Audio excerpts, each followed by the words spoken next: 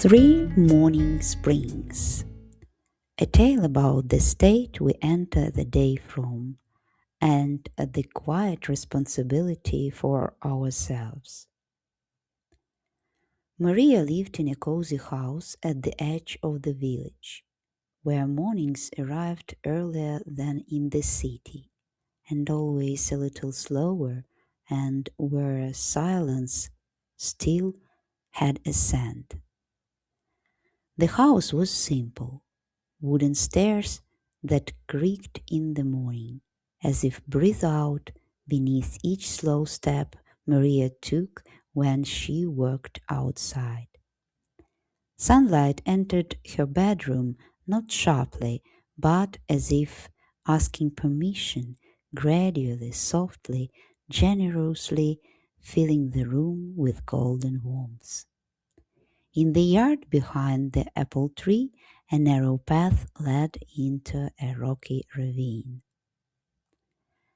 Maria was an ordinary woman with a body that already remembered many things: tension, love, fatigue, hope. Her shoulders had grown used to carry more than she wishes.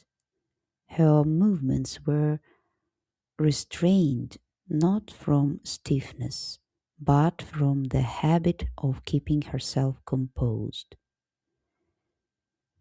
She woke up clean, neutral, in a white shirt that seemed to mirror this state of neutrality in her first steps into a new day. Maria had a tradition.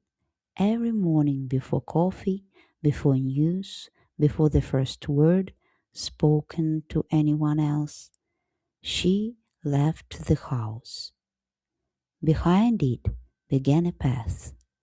It led downward, between stones and moss, to where the ground was always more damp and the air more dense. That was where the springs were. They were not written about in guidebooks.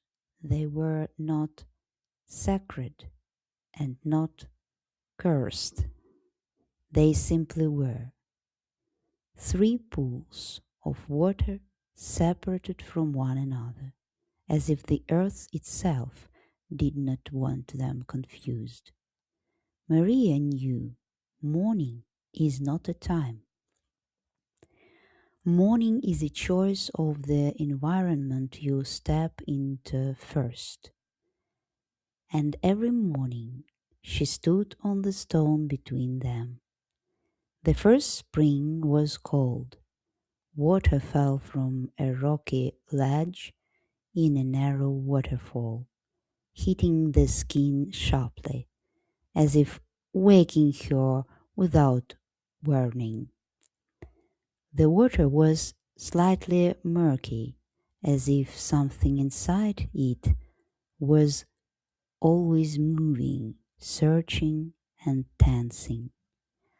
When Maria stepped into this water, her body gathered instantly.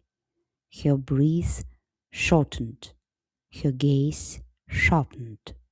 After this, she experienced the entire day as a challenge. Other people's words carried subtext. A delayed reply felt like disrespect. A mistake felt like proof that control had to be tightened further. Loved ones irritated her. Decisions became harsh or defensive. She moved through the day the way one crosses a river on stones, carefully, tensely, without stopping. And in the evening she felt a fatigue that reached her bones. The second spring was warm. Its water spread calmly, as if someone had shaped a hollow so that one could linger there. A bright surface, gentle warmth, the body relaxed in it even before thoughts appeared. After this spring, Maria expected good things from the day. People seemed kinder, small inconveniences insignificant. She smiled more easily, agreed more easily, but difficult feelings were quietly pushed aside.